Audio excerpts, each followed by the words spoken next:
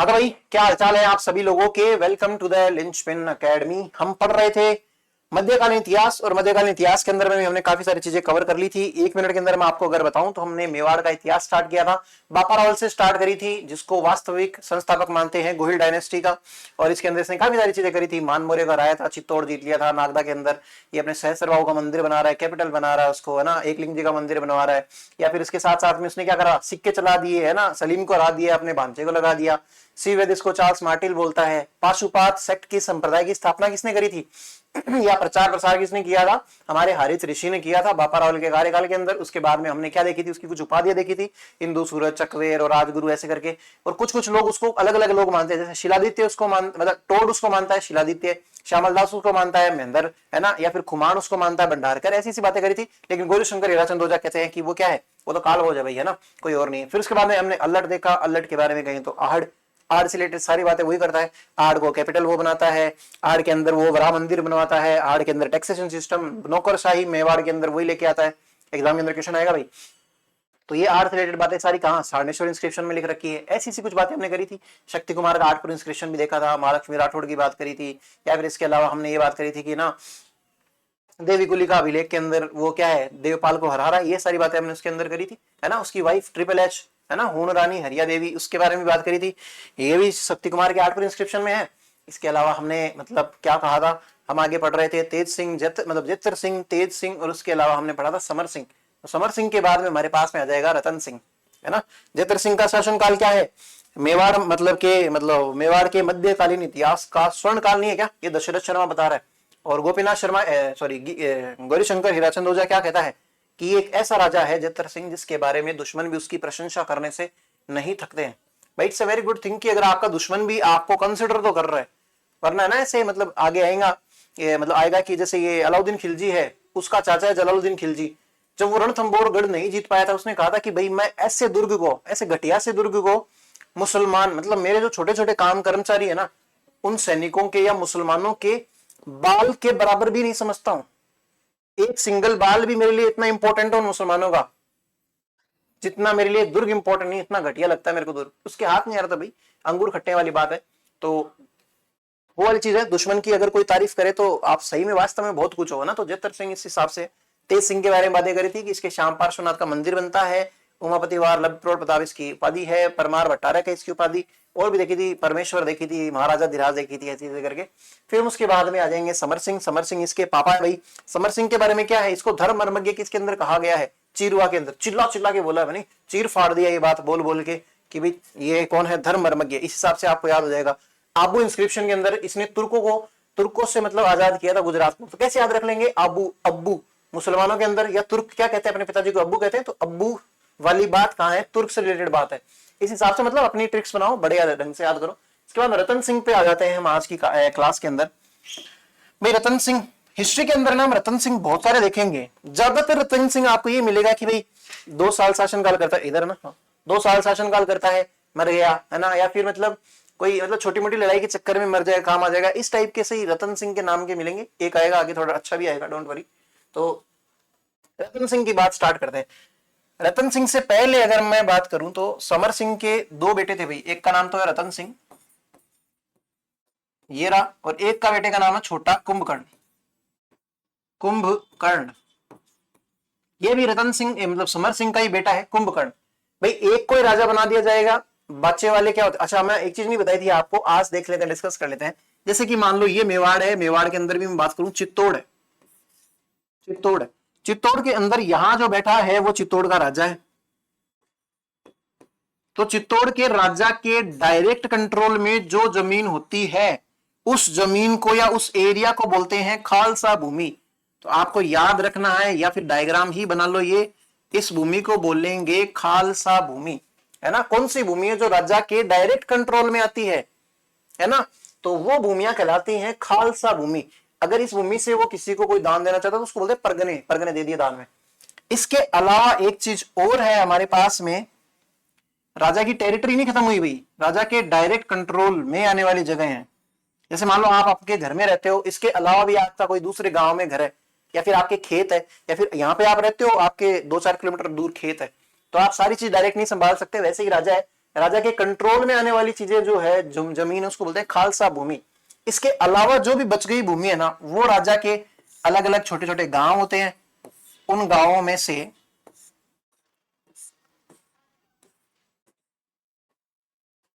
हर गांव के अंदर एक थोड़ा सा लीडर टाइप का व्यक्ति होता है, उसको बोलते हैं उस गांव का सामंत। और इस गांव को क्या बोल देते हैं भाई, तो गांव को मैं फिर से पिंक लिख रहा हूं, तो आपको याद रहेगी पिंक किसकी बात चल रही है। जैसे मैंने राजा को लिखा है सेम कलर से, इसको भी लिखा है सेम कलर से सामंत को। तो सामंत के अंडर में जो आने वाला एरिया है ना, इस एरिया को क्या कहते हैं, परगना या फिर ठिकाना। ठिकाना, तो इसको ठिकानेदार भी कह सकते हैं। सामंत को इंग्लिश में बोलते हैं फ्यूडल लॉर्ड, FL। जो मैंने बताया ना कि पहले मेवाड़ के जो राजा है फ्यूडल लॉर्ड्स थे किसके, गुर्जर प्रतिहारों के। फिर बाद में भर्तृहरि भट्ट नाम का व्यक्ति है 12वीं शताब्दी के अंदर, मतलब ये कह देता है कि भाई मैं क्या हूं, अलग हूं। विजय सिंह, मतलब ये विजयपाल जो है गुर्जर है, उसके टाइम पीरियड में इसने ऐसी बात बोली थी।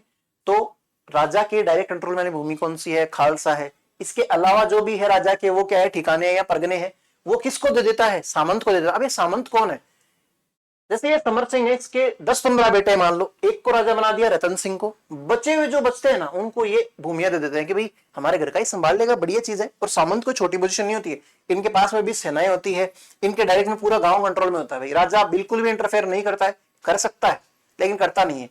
जैसे नरेंद्र मोदी है, ये पूरे इंडिया का प्रधानमंत्री है भैया, है ना, लेकिन ये राजस्थान के मामले में इंटरफेयर नहीं करते हैं जनरली। यहाँ अशोक गहलोत जी की सरकार थी तब भी नहीं करते थे, मतलब कर सकते हैं, वही वाली बात है, कर सकते हैं काफी सारी चीजें अपने मतलब हथिया भी सकते हैं, मतलब कि भाई ये राष्ट्रपति शासन लागू करके, है ना, तो काफी सारी चीजें। तो सामंत किसको बनाते, ज्यादातर ये राजा ही होते थे, ये सामंत होते थे सारे, इनके मतलब राज परिवार से होते थे। लेकिन कुंभकर्ण को जब सामंत बनाने की, ये डायग्राम बनाना भाई, है ना, ये अलग अलग होते थे सामंत, 1S1 S2 S3 ऐसे करके बहुत सारे सामंत होते थे, सामंत या फिर फ्यूडल लॉर्ड। तो कुंभकर्ण ने बोला कि नहीं भाई मैं तो कोई सामंत नहीं बनना मेरे को, अपने को तो भाई पूरा राज्य ही चाहिए। तो बोला राज्य तो नहीं मिलेगा, रतन सिंह को बना दिया राजा। तो उसने बोला कि भाई ठीक है हम चलेंगे पहाड़ों में। तो ये पहाड़ों में कहां चला गया, नेपाल की साइड चला गया। और नेपाल के अंदर इसने क्या किया, गुहिल डायनेस्टी की ही एक शाखा है, मतलब मेन जो राजा होगा मैं आगे बताऊंगा, राणा और रावल क्या होते हैं। अच्छा इसका नाम पूरा लिख लेना भाई, रावल रतन सिंह है ये, रावल रतन सिंह, इज्जत दे दो लो भाई राजा को। मैंने कल बताया था ना आपको, राणा रावल ये सब होते हैं, कल नहीं परसों बताया था। रावल रतन सिंह इसका नाम है। और मतलब ये नेपाल चला गया और नेपाल के अंदर इसने राणा शाखा की स्थापना करी थी। राणा नाम से राजा है भाई नेपाल के अंदर 2008 तक। आप मानोगे नहीं, हमारे इंडिया के अंदर ही 1947 में महाराणा भूपाल को आखिरी राजा मान के बोल दिया था कि भाई राजतंत्र अब खत्म है। नेपाल के अंदर 2008 तक राजा रहे थे, राजा ने ही शासन किया था। लास्ट राजा था राणा ज्ञानेंद्र नाम का व्यक्ति था, वो लास्ट राजा था यहाँ का। फिर उसके बाद में उधर से भी मतलब प्रधानमंत्री बनने लग गए। और अब तो उधर जैन जी की सरकार है भाई नेपाल के अंदर, है ना। तो एक तो रैपर है, मतलब जैसे हनी सिंह रैप बनाता है वैसे टाइप का राजा है आपका, मतलब प्रधानमंत्री है। तो रतन सिंह के बारे में क्या बात कर रहे थे, कुंभकर्ण उसका भाई है छोटा, जो नेपाल चला जाता है, नेपाल में जाके राणा शाखा की स्थापना करता है, 2008 तक चलती है। तो एक लाइन लिखना रतन सिंह के बारे में, रतन सिंह का छोटा भाई कुंभकर्ण, रतन सिंह का छोटा भाई कुंभकर्ण नेपाल में जाकर, एग्जाम में आएगा क्वेश्चन, कहीं ना कहीं आएगा किसी न किसी एग्जाम में, और आता है, आया हुआ है, नेपाल में गुहिल वंश की राणा शाखा की स्थापना करता है। गुहिल वंश की राणा शाखा की स्थापना करता है।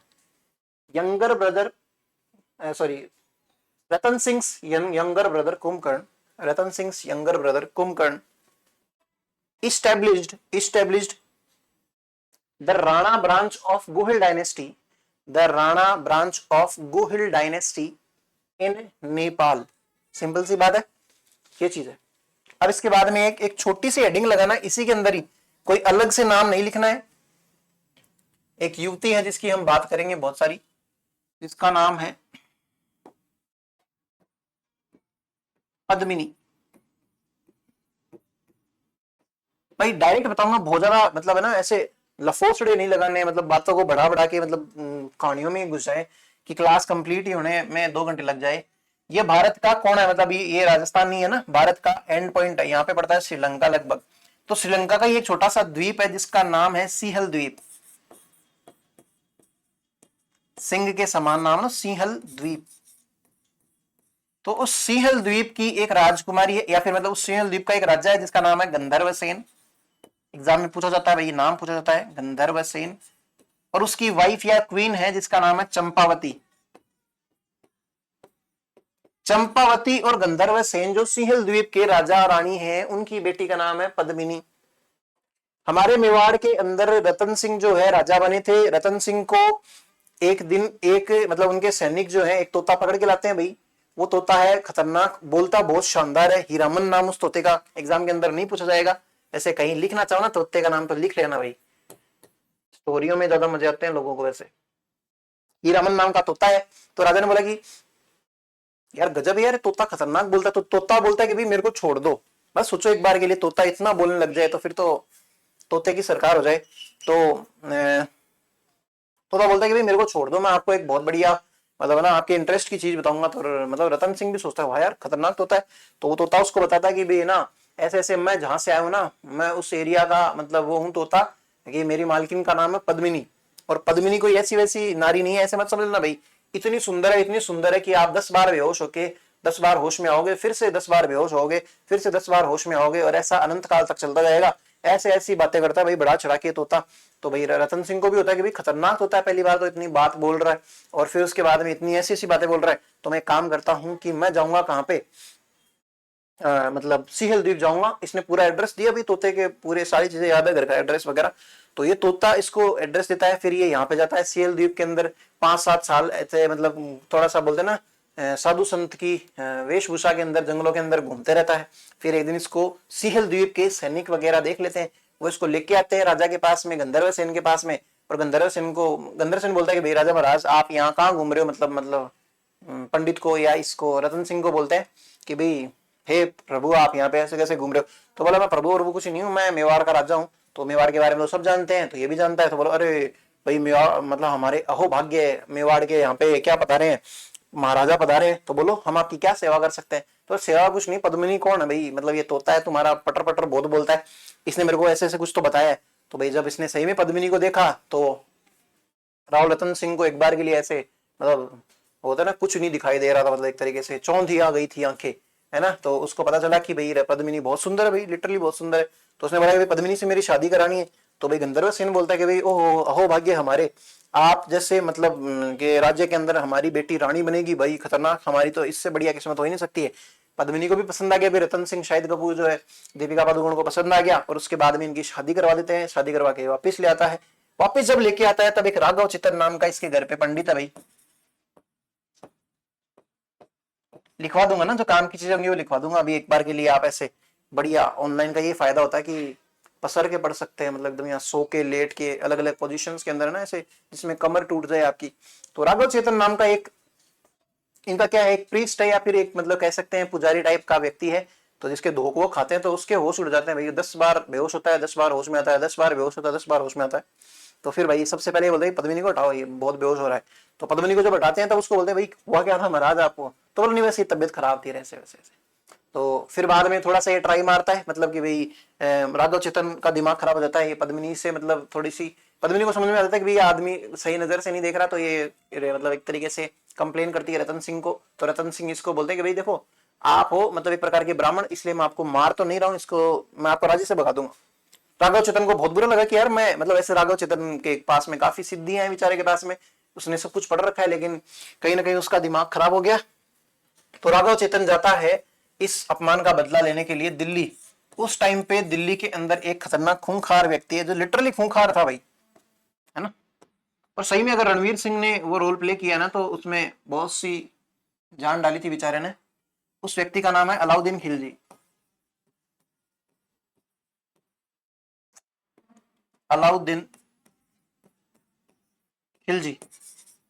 अलाउद्दीन खिलजी के पास में आता है भाई, पंडितों के क्या कहा वैसे, लेकिन ये आता है भाई, मिलता है, उसके बाद में बोलता है कि भाई ऐसे ऐसे कोई है एक पद्मिनी नाम की राजकुमारी है, वो तो बहुत सुंदर है, बेहद सुंदर है, आप भी देखोगे तो 10 बार बेहोश होगे, 10 बार होश में आओगे, 10 बार बेहोश होगे, ऐसे कर करके मतलब बड़ा चढ़ा के बातें बोलता है। ये बोलता नहीं हुई ना तो तेरे को एक ही बार बेहोश करूंगा और जिंदगी में कभी होश में नहीं आएगा। तो भाई ठीक है, बोला कि भाई रिस्क ले लेता है और ये चला जाता है राघव चेतन की बात पे। और जब ये देखता है पद्मिनी को तो इसके होश उड़ जाते हैं। इसके ऐसे होता है कि भाई कैसे ना कैसे करके मतलब मैं इसको हथिया लूं। तो इस चक्कर में ये क्या कर देता है, चित्तौड़ के ऊपर अटैक कर देता है। अटैक करके राव रतन सिंह को मारना चाहता है और पद्मिनी को हथियाना चाहता है। ऐसी ऐसी कुछ एक स्टोरी है, जो एक बुक है जिसका नाम है पद्मावत। पद्मावत इसका कोई काम नहीं है इस कहानी का, लेकिन इसको लिखी किसने है, उस आदमी का नाम बहुत पूछा जाता है एग्जाम के अंदर। उस व्यक्ति का नाम है मलिक मोहम्मद जायसी।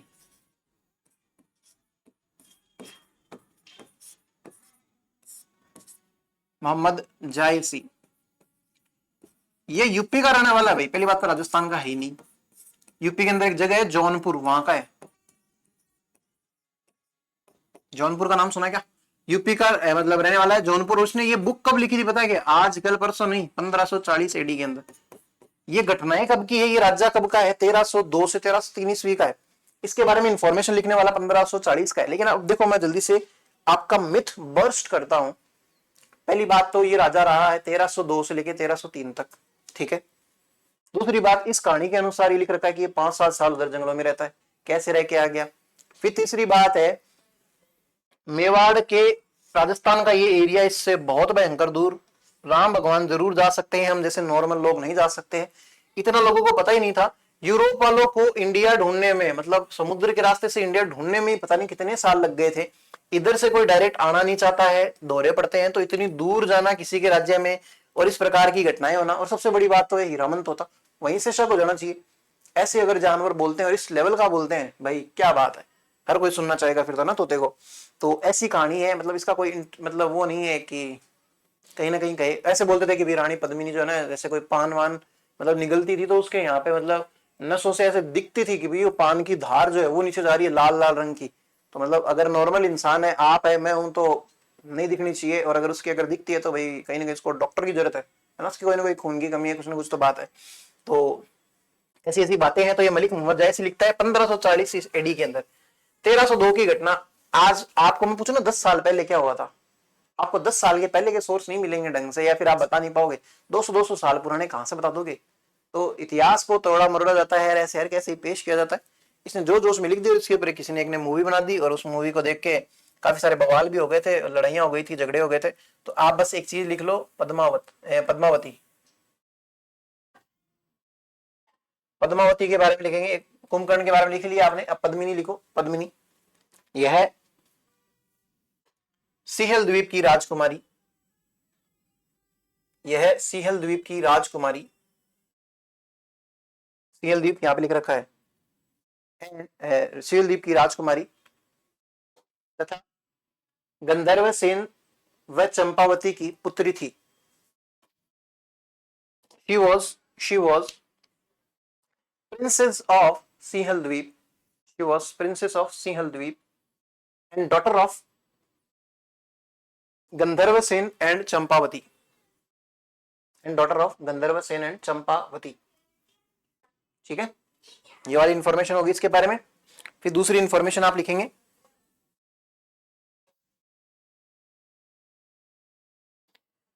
राघव चेतन ने अलाउद्दीन को पद्मिनी की सुंदरता के बारे में बताया, पद्मिनी की सुंदरता के बारे में बताया।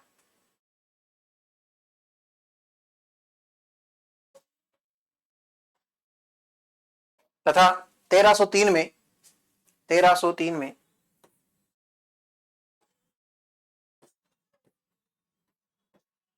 अलाउद्दीन मेवाड़ पर या चित्तौड़ पर आक्रमण कर देता है। 1303 में अलाउद्दीन चित्तौड़ पर आक्रमण कर देता है। लिखना, राघव चेतन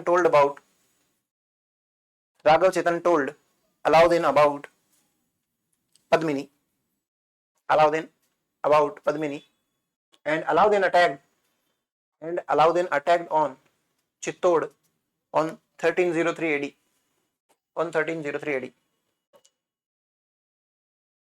फिर एक लाइन लिखना नीचे, पद्मिनी की उपर्युक्त जानकारियां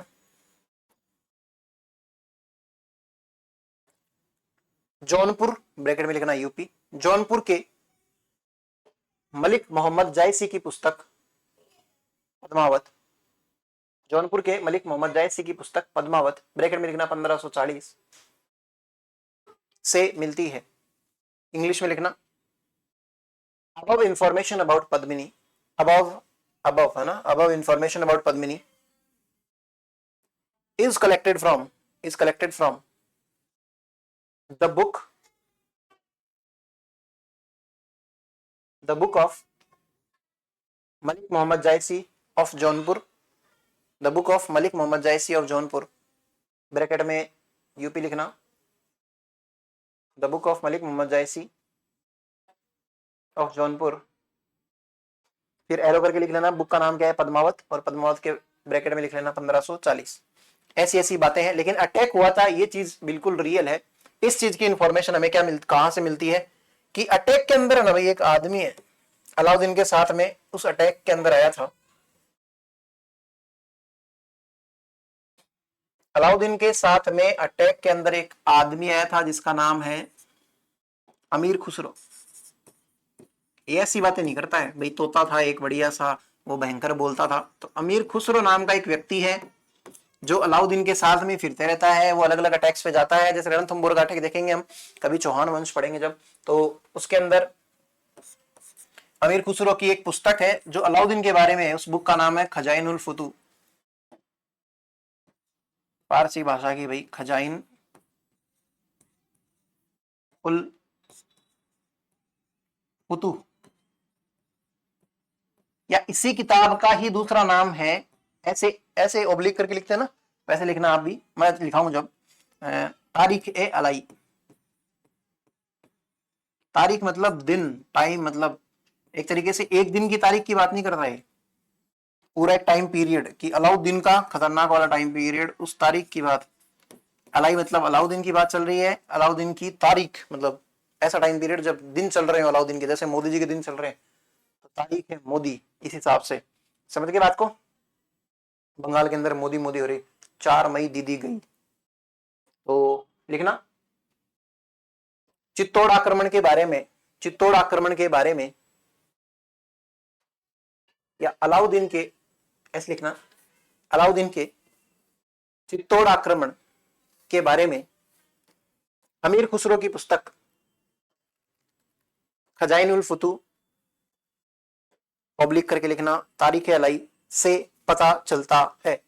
इंग्लिश वाले लिखना the information about the attack, the information about the attack by Alauddin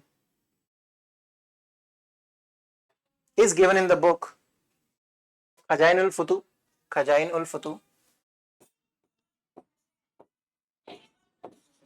Khazain ul Futuh, और ब्रैकेट ओब्लिक करके लिखना तारीख है अलाई,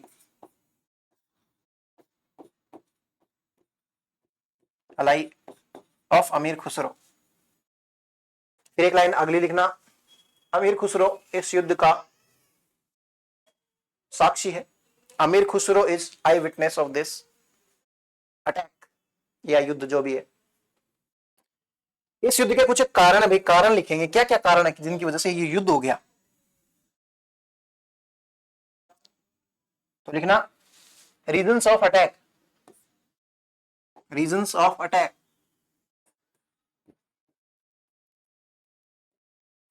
जैसे मैं लिख रहा हूं वैसे वैसे भी आप लिखना, आक्रमण के कारण, आक्रमण के क्या क्या कारण है, पहला ही पहला कारण लिखेंगे हम रीजंस ऑफ अटैक के अंदर। पहला कारण, पहला कारण पद्मिनी की सुंदरता नहीं था भाई, है ना, ये तो ऐसी मलिक मोहम्मद जैसी की किताबें करती है ऐसी बातें। पहला कारण लिख सकते हैं हम कि अलाउद्दीन चाहता था कि मेरे साम्राज्य का विस्तार हो जाए। जब मैं लिखाऊं तब लिखना, आपको अभी सिर्फ सुनना है, साम्राज्य विस्तार। अलाउद्दीन चाहता है, कौन नहीं चाहता कि भाई मेरे साम्राज्य का विस्तार हो। बापा रावल जो है रावलपिंडी से भी आगे चले गए थे, है ना, गजनी तक चले गए थे, साम्राज्य का विस्तार हुआ। वैसे अलाउद्दीन भी चाहता है कि मैं मतलब, क्योंकि देखो एक चीज देखो, गुहिल ने 566 एडी के अंदर क्या बसाया था, गुहिल डायनेस्टी आज चल रही है 1303, लगभग 700 साल हो गए। 700 साल से अगर कोई डायनेस्टी रूल करी तो बहुत बड़ी चीज है, और उसको जीतना कौन नहीं चाहेगा। तो अलाउद्दीन चाहता भाई साम्राज्य विस्तार।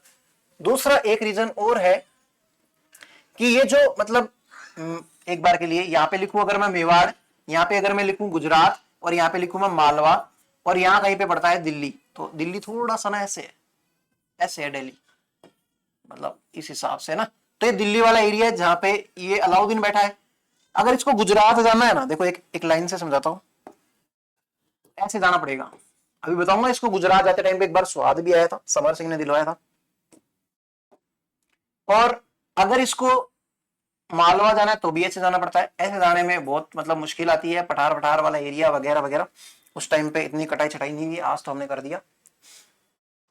तो अगर इसको दिल्ली जाना है, मतलब गुजरात जाना है कहां से, दिल्ली से, या फिर अगर इसको मालवा जाना है कहां से, दिल्ली से, तो इसको बीच में पड़ेगा मेवाड़। तो अगर मेवाड़ चाहिए, मतलब मेवाड़ ले लोगे तो आपके लिए क्या हो जाएगा, आसान हो जाएगा कहां जाना, गुजरात जाना और मालवा जाना। वरना क्या होता है कि एक बार की बात है, रतन सिंह के पापा समर सिंह थे उस टाइम पे राजा, और अलाउद्दीन खिलजी जा रहा था गुजरात अटैक करने, उसकी आर्मी जा रही थी। गुजरात अटैक किया बढ़िया से, वापिस जाना चाह रही थी। उस टाइम पे समर सिंह ने बोला रुको भाई, रुको रुको, टोल दे के जाओ, टैक्स दे के जाओ, ऐसे कैसे जा रहे हो। तो भाई उसके सैनिक बोले कि भाई किस बात का टैक्स, हम तुझे पता है हम कौन है, दिल्ली एम्पायर के जो राजा है अलाउद्दीन खिलजी, उसकी सेना है। तो उसने बोला होगी, मेरे को क्या मतलब है, मैं भी बता कौन है, मैं हूं गुहिल का वंशज, और मेवाड़ जैसा मतलब महान इतिहास जिसकी 700 साल हो चुके हैं आज पूरे, उसका क्या हूं मैं, राजा हूं। तो होगा तेरा अलाउद्दीन खिलजी कल का आया हुआ, मेरे को कोई मतलब नहीं है। तो अलाउद्दीन खिलजी को जाने नहीं दिया था उसकी सेना को टैक्स लेके बिना। तो ये बात उसकी अलाउद्दीन खिलजी के खटक रही थी, और लिटरली में एक बहुत इंसल्टिंग सी चीज है। अगर ऐसे हो जाए तो हर कोई बदला लेना चाहिए। अगर आपको कोई ऐसे थोड़ी तमीज से बात नहीं करना तो भी आपके मन में ऐसे खटकने लग जाए वो चीज, तो इतनी बड़ी बात तो खटकेगी। तो सेकंड रीजन था अलाउद्दीन क्यों अटैक कर रहा है चित्तौड़ के ऊपर, कि वो ट्रेड रूट कैप्चर करना चाहता है भाई। ट्रेड रूट यानी कि व्यापार मार्ग, व्यापार मार्ग, ट्रेड रूट, कि भाई गुजरात से दिल्ली भी मतलब व्यापार होता है, दिल्ली से मालवा भी व्यापार होता है, उस चीज को कैप्चर करना चाहता है। तीसरी चीज, वो समर सिंह का बदला लेना चाहता है। लिखवाऊंगा जब मैं लिखवा दूंगा एक बार के लिए, बस मैं पॉइंट्स बनवा रहा हूं आपके सामने, ठीक है। चौथा रीजन एक और है कि देखो दिल्ली के ऊपर से अटैक हो रहे थे मंगोल्स के, है ना, मंगोलों में जैसे चंगेज खान वगैरह ऐसे खतरनाक लोग हुए थे, उनके अटैक हो रहे थे। तो दिल्ली थोड़ा सा अनसेफ था, तो और इसको लगा, अलाउद्दीन खिलजी को ये लगा कि चित्तौड़ आ जाऊं तो मैं थोड़ा सा सेफ हूं, और चित्तौड़ वैसे भी एक ऐसा दुर्ग है मेसा के पठार पे बना हुआ, जिसके अंदर पूरा गांव है भाई। ये एक तरीके से एक जन दुर्ग है, मतलब जिसमें लोग रहते हैं वो जन दुर्ग है, और बढ़िया से सील्ड है, पैक है, मतलब बहुत से लोगों को, मतलब जैसे ये अलाउद्दीन खिलजी भी अटैक करने के लिए आएगा ना, तो इसको 8-8 महीने के लिए रुकना पड़ा था घेराबंदी करके, ये अनाजबंद करके। मैं बताऊंगा आपको अभी 2 मिनट में। तो इसको लगा थोड़ा सा इंपॉर्टेंट है स्ट्रेटेजिक रूप से या सामरिक दृष्टि से। सामरिक मतलब युद्ध, समर मतलब समर मतलब युद्ध होता है, है ना, रण समर वगैरह कर लेंगे, ये कर लेंगे वो कर लेंगे, समर मतलब युद्ध होता है। तो सामरिक, सामरिक, सामरिक दृष्टि से क्या इंपॉर्टेंट है, स्ट्रेटेजिक इंपॉर्टेंस किसकी है, चित्तौड़ के दुर्ग की स्ट्रेटेजिक इंपॉर्टेंस है। तो अलाउद्दीन खिलजी को क्या चाहिए, ये दुर्ग मांगता है भाई इसको, स्ट्रेटेजी, स्ट्रेटेजी के लिए चाहिए इसको ये दुर्ग। फिर इसके अलावा एक रीजन और रहा है कि मेवाड़ जो है 700 सालों से बढ़ रहा है भाई, तो राइजिंग पावर्स है मेवाड़ की। मेवाड़ एक बहुत भयंकर तरीके से राइज कर रहा है, बढ़ती हुई ताकत, मेवाड़ की बढ़ती हुई ताकत को रोकना बहुत जरूरी है। लेकिन अगर आपका दुश्मन जैसे इंडिया और चाइना, मतलब बहुत बड़ी पावरफुल कंट्रीज आती हैं एशिया के अंदर, तो उनके अंदर कॉन्फ्लिक्ट चलते रहते हैं। अगर इंडिया कुछ बढ़िया मतलब हथियार बनाता है ना, तो चाइना कैसे मतलब वैसे आग सी लग जाती है कि हम भी बनाए, या चाइना बनाता है तो हमारी भी रहता है कि भाई चाइना को काउंटर करना है भाई, तो हमारे पास इसको रोकने के लिए वाले हथियार होने जरूरी है। तो ये भी चाहता है कि भाई राइजिंग पावर, मतलब मेवाड़ बहुत बड़ी ताकत पावरफुल चीज है। छठा एक रीजन लिख ही लेते हैं पद्मिनी। तो ये कुछ एक 6 रीजन है जो आप लिखेंगे, अब जल्दी जल्दी उतारेंगे, टाइम वेस्ट नहीं करना इस चीज में। सबसे लिखो रीजन के, अटैक्स के क्या क्या रीजन है। सबसे पहला रीजन ये है साम्राज्य विस्तार, एम्पायर एक्सपांशन। दोनों भी एम्पायर एक्सपांशन करना चाहते हैं भाई। जैसे अगर रतन सिंह से लड़ने के लिए यहाँ आ रहा है तो भाई रतन सिंह यहाँ देख लेगा इसको, फिर दिल्ली जीत लेंगे, है ना। तो राइजिंग, सॉरी लिखना, साम्राज्य विस्तार या फिर एम्पायर एक्सपांशन। दूसरा रीजन लिखना, Alauddin wanted to capture trade routes, Alauddin wanted to capture trade routes of Delhi to Gujarat and Delhi to Malwa, Alauddin wanted to capture trade routes of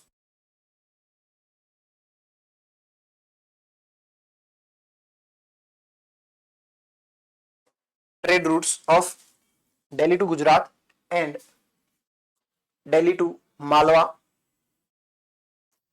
अब एक कोमा लगा के लिखना, and Chittor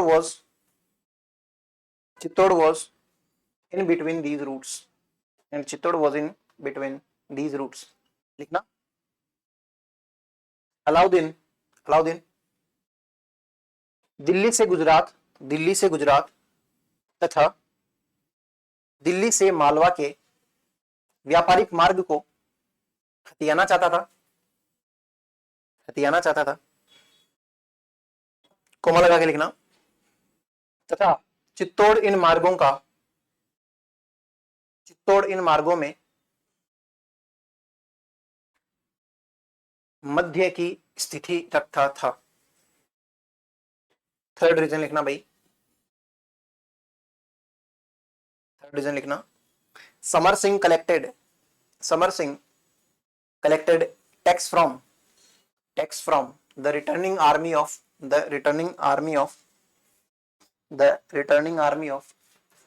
Alauddin from A Gujarat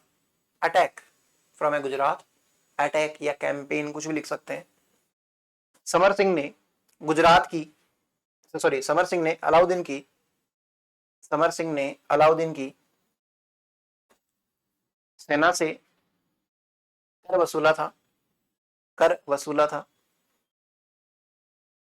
fourth लिखना, Chittor fort had strategic importance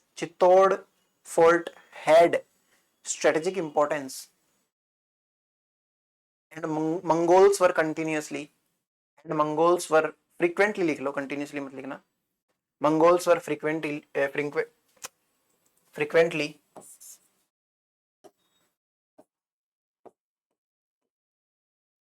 attacking Delhi. Chittor सामरिक दृष्टि से महत्वपूर्ण था तथा मंगोल भी दिल्ली पर बार बार आक्रमण कर रहे थे। अलाउद्दीन इसलिए भी चाहता है ना। फिर पांचवा कारण लिखना जल्दी से, मेवाड़ की बढ़ती हुई शक्तियों को दबाना, to control the rising powers of Mewar. फिर सिक्स्थ रीजन लिखना, पद्मिनी की सुंदरता, द ब्यूटी ऑफ पद्मिनी। ये सब कुछ एक कारण रहे हैं जिसकी वजह से अलाउद्दीन ने कहां कर दिया है अटैक, चित्तौड़ के ऊपर। तो हम नेक्स्ट पेज पे लिखेंगे, या मतलब आपका जो भी है, अटैक कब होता है। अलाउद्दीन 1303 के अंदर अटैक कर देता है, और 1303 में जब ये अटैक करता है तो क्या क्या होता है।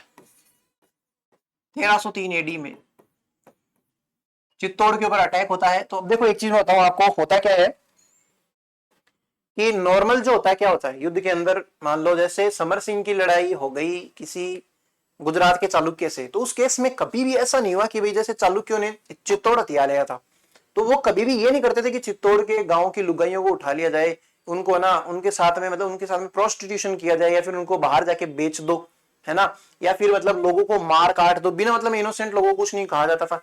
रानी महारानी होती थी, उनको भी नौकर बना लेते थे, उनके साथ में भी प्रोस्टिट्यूशन करते थे, गलत व्यवहार करते थे, दुर्व्यवहार करते थे। ऐसी चीजें कभी भी हिंदू राजाओं ने नहीं करी थी एक दूसरे के साथ में, लेकिन ये वाले करते थे भाई। तुर्क जो है इनके काम यही होता था कि ये ना लूटपाट करते थे, धन लूट लेते थे, ठीक है, वहां तक समझ में आता है।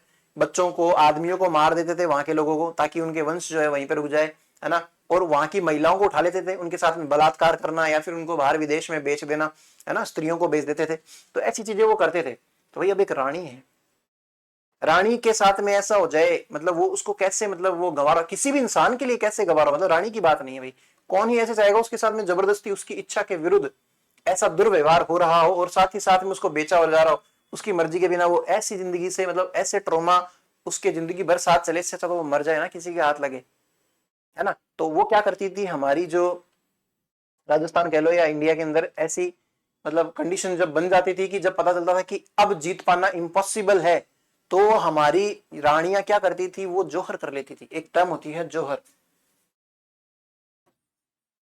लिखना नहीं है भाई, मैं लिखाऊंगा। जोहर होती है और एक टर्म होती है केसरिया, मतलब केसर कलर का साफा बांध के युद्ध के अंदर उतर जाना, इस चीज को बोलते हैं केसरिया। और आग के अंदर कूद जाना या फिर पानी के अंदर डूब के मर जाना, है ना, जल जौहर, या फिर आग के अंदर मतलब खुद को समा देना, उस चीज को बोलते हैं क्या, जौहर बोलते हैं। ये जौहर करने से फायदा क्या है भाई, देखो मरना तो अल्टीमेटली राजाओं को तो ऐसे ही है, तो वो केसरिया कर लेते थे, है ना। और रानियां की भी मरने के बाद में अपने पति के अलावा कोई उनको और छुए कैसे, मतलब किसी को ही गवारा होगी, और अपनी इच्छा के विरुद्ध तो क्यों ही गवारा होगी, तो उससे अच्छा तो है मर जाए ना। ये मौत हमारी सम्मान की होगी, हमारे मतलब सम्मान के साथ हमारी मौत होगी, हमारी जिंदगी भर मतलब हमारा नाम चलेगा। तो ऐसे नहीं चलेगा कि मरने के डर से है ना अलाउद्दीन जैसे के साथ में मतलब है ना चली गई और उसने बेच दिया, उस जैसा भी दुर्व्यवहार किया, उस रानी का कितना बदनाम नाम हो जाता है, इससे अच्छा तो मैं मर जाऊं, है ना। तो क्या हुआ था 1303 के अंदर, ये चित्तौड़ का दुर्ग है भाई, यहाँ पे दुर्ग है, तो अलाउद्दीन खिलजी जो है चारों तरफ से घेराबंदी करके बैठ गया, 8 7 8 महीने रुका, तो अंदर से अनाज खत्म होने लग गया। और अनाज जब खत्म हो जाता है तब बाहर निकलना पड़ेगा, तो बाहर निकलोगे तो आपको मारा जाएगा। अलाउद्दीन तो बाहर से कहीं से भी जोमेटो कर सकता है, स्विगी कर सकता है, खुद के लिए उसकी तो कोई टेंशन नहीं है, ब्लिंकिट कर लेगा, है ना। तो इस प्रकार से क्या हो गया था, चित्तौड़ के अंदर दिक्कतें आने लगी, तो उनको लगा कि भाई कोई चारा नहीं है, केसरिया वेसरिया करो, जोहर वोहर करो। इन दोनों को कलेक्टिवली एक नाम दिया जाता है, उस चीज को बोलते हैं साका। ये नाम है कि भाई साका हो गया था, चित्तौड़ के अंदर पहला साका है भाई ये 1303 के अंदर। देख लाइन लिखो, चित्तौड़ में 1303 में, चित्तौड़ में 1303 में प्रथम साका हुआ था। First Saka of Chittor happened in 1303 AD। First Saka of Chittor happened in 1303 AD।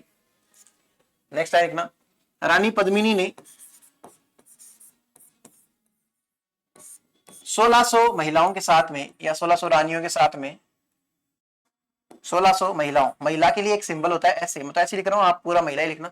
पुरुषों के लिए एक सिंबल होता है साइंस के अंदर ऐसे, तो ये दोनों महिलाओं और पुरुषों के सिंबल होते हैं। तो महिलाओं ने रानी पद्मिनी ने 1600 महिलाओं के साथ जोहर कर लिया था, तथा केसरिया तथा रतन सिंह ने केसरिया का नेतृत्व किया था। रतन सिंह ने केसरिया का नेतृत्व किया था।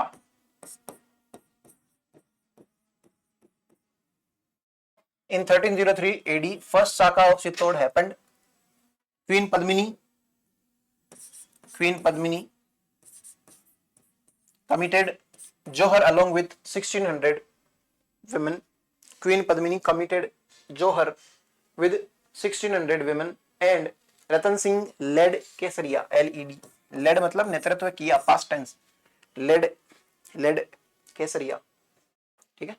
तो भाई हो गया, मतलब अंतिम युद्ध के अंदर ये था कि मर जाता है भाई, ये सारे लोग मर जाते हैं, पद्मिनी वैसे मर गई मतलब आग के अंदर जाके, और ये रतन सिंह जो है इसको अलाउद्दीन खिलजी ने मार दिया था। जब अलाउद्दीन खिलजी देखता है तो उसको कुछ भी लिटरली हाथ नहीं आता है, तो अलाउद्दीन खिलजी ठीक है वैसे खुशी है कि भाई रतन मतलब चित्तौड़गढ़ को जीत लिया है उसने, लेकिन उसको आग बबूला भी हो जाता है कि भाई ऐसे जो उसके इंटेंशंस थे वो 100% फुलफिल नहीं हुए थे भाई, कहीं ना कहीं एक हल्का फुल्का रीजन था भाई। अलाउद्दीन खिलजी को भी ये चाहिए था कि वहां की मतलब महिलाओं को उठा के ले जाऊंगा ना, तो मतलब वो चीज जब फुलफिल नहीं हुई तो इसको अलाउद्दीन खिलजी को गुस्सा आता है। और अलाउद्दीन खिलजी जिस दिन दुर्ग जीतता है वो तारीख होती है लगभग 25 या 26 अगस्त, इसके अंदर डिस्प्यूट है, एग्जाम के अंदर आए उस हिसाब से याद रख लेना, लेकिन मेनली 26 अगस्त है।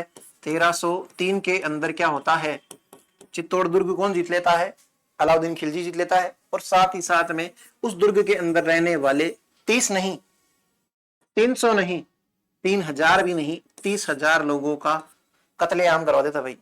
और ये 30,000 लोग कौन है पता है, कि कोई राजा महाराजा कोई नहीं है, वहां रहने वाली जनता है। उनकी गलती क्या है कि वो यहाँ रहते हैं, बस उनका जन्म यहाँ, वो पले बड़े हैं मेवाड़ के अंदर। तो 30,000 लोगों को कौन मार देता है, अलाउद्दीन खिलजी। ये बहुत ही घृणात्मक, बहुत ही घटिया प्रकार का और बहुत ही बोलते हैं ना निंदनीय, और इट कांट बी इमेजिन्ड, मतलब ये एक ह्यूमेन बिहेवियर तो नहीं है, ये एकदम कंप्लीटली इनह्यूमेन बिहेवियर है जो ये लोग करते थे। इतने बार्बरिक होते थे, इतने डेंजरस होते थे। 30,000 लोगों को मारने का क्या फायदा, सिर्फ और सिर्फ अपना गुस्सा निकालने के लिए।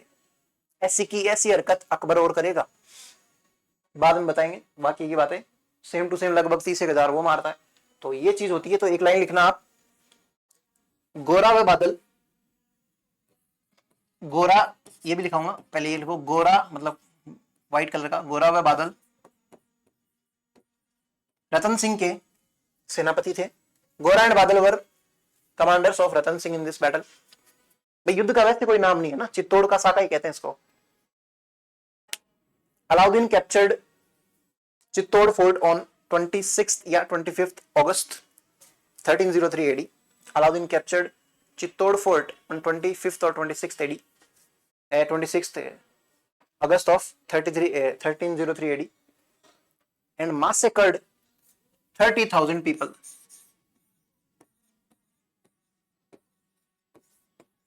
massacred मतलब मार दिया जान से ना। अलाउद्दीन ने 25/26 अगस्त 1303 को चित्तौड़ दुर्ग पर कब्जा कर लिया। वह 30,000 लोगों का कत्लेआम करवा दिया। 32,000 लोगों का कत्लेआम करवा दिया। ठीक है, ये सारी चीजें करता है। फिर अब अलाउद्दीन खिलजी का जब गुस्सा शांत हुआ तो इसने सोचा कि भाई अब क्या किया जाए। चित्तौड़ जीत लिया, रतन सिंह को भी सल्टा दिया है ना, मतलब कोई फायदा हुआ नहीं। अब चलो यहाँ से वापस दिल्ली चलते हैं। तो इसका एक बेटा है अलाउद्दीन खिलजी का, जिसका नाम है खिज्र खां। वो साइड में खड़ा था।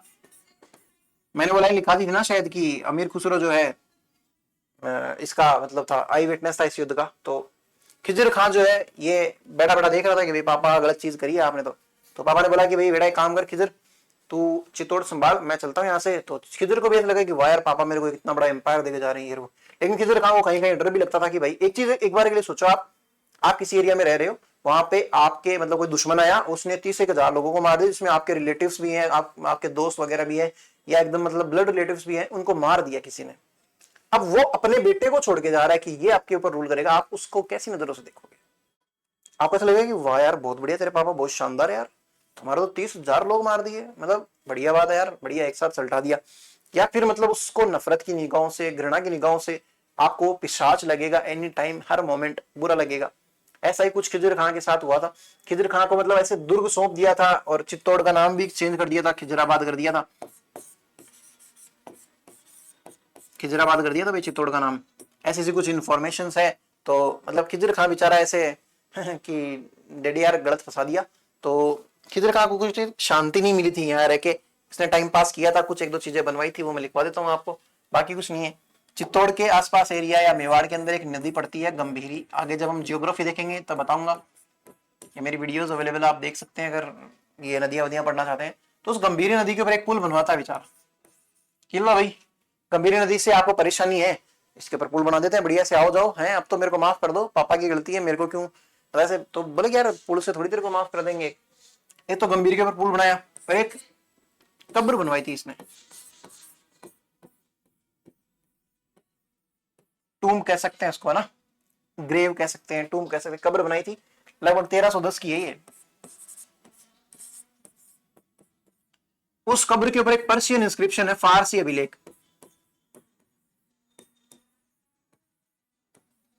उस अभिलेख के अंदर भाई ये खिज्र खां जय जम के तारीफ करता है अपने पापा की कि बोले मेरे पापा तो है ना क्या है,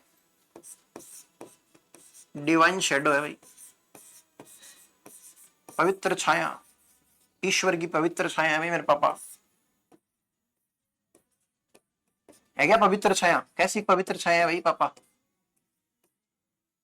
दूसरा ये कहता है कि भाई मेरे पापा तो है ना पूरा वर्ल्ड जीत चुके हैं। तो ऐसा या तो किसी एक ने किया था सिकंदर ने, या फिर मेरे पापा ही कर रहे हैं। तो मेरे पापा क्या है? Second Alexander,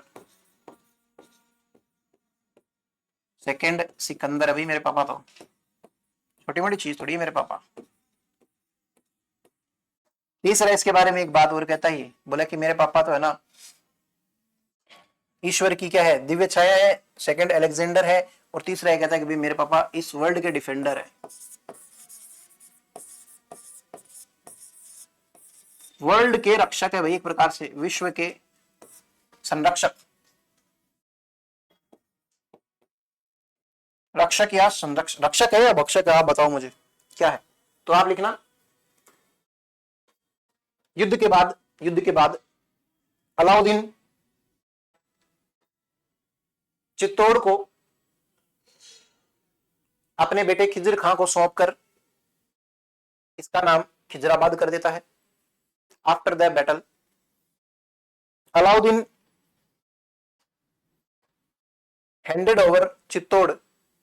handed over Chittor to his son Khizr Khan and renamed it as Khizrabad. ठीक है, एक लाइन तो ये। फिर नेक्स्ट देखना, Khizr Khan built a bridge over river Gambhiri. Khizr Khan ने गंभीरी नदी पर एक पुल बनवाया। नेक्स्ट देखना, खिजर खान ने एक कब्र बनवाई जिसके फारसी अभिलेख, ब्रैकेट में लिखना 1300 एडी, 1310 एडी, फारसी अभिलेख 1310 एडी में अलाउद्दीन के बारे में उसने निम्न प्रशंसाएं की, अलाउद्दीन की निम्न प्रशंसाएं की। He built a bridge over river Gambhiri. फिर नेक्स्ट टाइम ना, he built a tomb, tomb बोलते हैं ना इसको, tomb, he built a tomb, शायद बी भी साइलेंट होता है इसमें। He built a tomb, the Persian inscription of this tomb, the Persian inscription of this tomb, 1310 AD, the Persian inscription of this tomb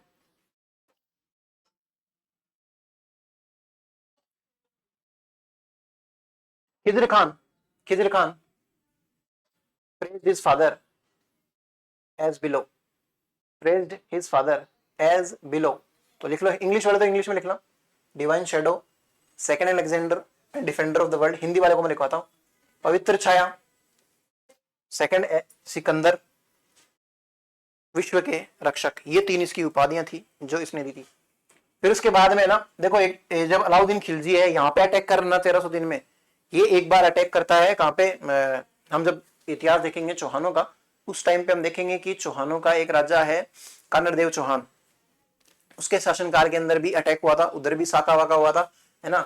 और उस टाइम पे भी अलाउद्दीन के काल में साके बढ़िया से हुए हैं भाई, है ना। तो उसने साका करवाया और वहां पे कानरदेव सोनगरा को मार दिया गया था। और कानरदेव सोनगरा का ही छोटा भाई है मालदेव सोनगरा। तो मालदेव सोनगरा नाम का व्यक्ति है, मालदेव सोनगरा। इसकी मूंछ बहुत शानदार थी भाई, तो इसको बोलते हैं मूंछाला मालदेव सोनगरा, या फिर इसका नाम है मूंछाला मालदेव। इसको दुर्ग सौंपना पड़ा भाई, मूंछाला मालदेव, क्योंकि भाई देखो कोई नहीं पसंद कर रहा है खिलजी। ये खिजर खान जो है रोज मैसेज भेजता है अपने पापा को कि पापा भाई साहब बाहर निकलना मुश्किल है, लोग इतनी गंदी निगाहों से देखते हैं कि अभी मार देंगे मेरे को, पीठ पीछे बहुत बुराइयां करते हैं, मैं कितनी कुछ कोशिश कर लूं ये लोगों को मनाने की, नहीं मानते, जो कि जायज सी बात भी है। तो बोला पापा जिस दिन ये खबर मिले ना कि खिजर नहीं रहा है ना, तो उससे पहले मेरे को यहाँ से पार करो। और तो बार बार ये अलाउद्दीन खिलजी इसके मैसेज से परेशान हो गया, क्या तू क्या ये आदमी है, तेरे से मतलब ये लोग नहीं समझ रहे हैं, मैं तो 30-30 हजार लोगों को मार देता हूँ। तो बोला नहीं पापा नहीं समझ रहे, मेरे को मेरी जान प्यारी है और मेरे को जिंदा रहना जरूरी है। तो बोला ठीक है यार, तेरे से नहीं संभलेगा, कोई एक ऐसे इंसान को सौंप देते हैं जो थोड़ा सा कम बुरा लगेगा। तो होता क्या है कि ये मालदेव सोनगरा को कांटेक्ट करता है, क्योंकि कानरदेव सोनगरा को तो मार दिया और मालदेव सोनगरा सोचा कि यार मरे से अच्छा अलाउद्दीन खिलजी के साथ में क्या कर लो, संधि कर लो, दोस्ती कर लो। तो मालदेव सोनगरा को चित्तौड़गढ़ का फोर्ट सौंप दिया जाता है और फिर बाद में वो अलाउद्दीन वो मतलब ये जो खिजर खान है वहां से चला जाता है।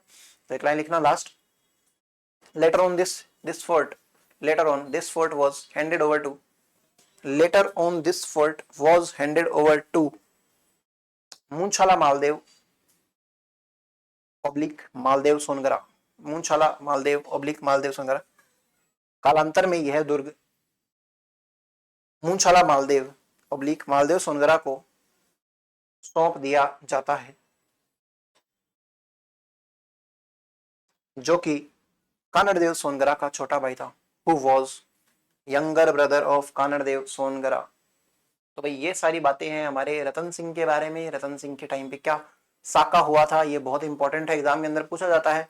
साके से रिलेटेड क्वेश्चन आते हैं, अलाउद्दीन खिलजी ने कब अटैक किया, क्यों अटैक किया, है ना। खिजर खान को सौंप दिया जाता है, खिजराबाद नाम चेंज कर दिया जाता है, ये टूम बनाता है, ये करता है, वो करता है, सारी चीजें आपको एग्जाम में पूछी जाएगी। तो इनको ढंग से पढ़ना है और हम नेक्स्ट क्लास के अंदर पढ़ेंगे हमीर। तो तब तक के लिए पढ़ते रहिए, अपना ध्यान रखिए। और क्या आपको चीजें याद हो रही है, आपको समझ में आ रही चीजें, मुझे ये कमेंट सेक्शन में बताने की कृपा करें। Okay, thank you.